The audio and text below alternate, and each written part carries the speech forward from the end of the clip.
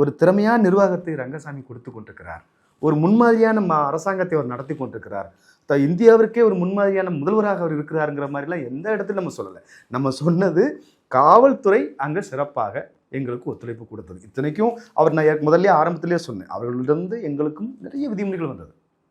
QR கோடு நாங்கள் தான் அறிமுகப்படுத்தினோம். காஞ்சிபுரத்தில் மக்கள் சந்திப்பு நடத்தும் போது வழக்கமாக எல்லா கட்சிகளையுமே இப்போ இன்னைக்கு அண்ணா திராவிட முன்னேற்ற கழகத்துடைய பொதுக்குழு கூட்டம் நடந்திருக்கு அப்படின்னா அழைப்பு கடிதம் கொடுப்பாங்க. இது பாரம்பரியமாக லெட்டர் வரும்.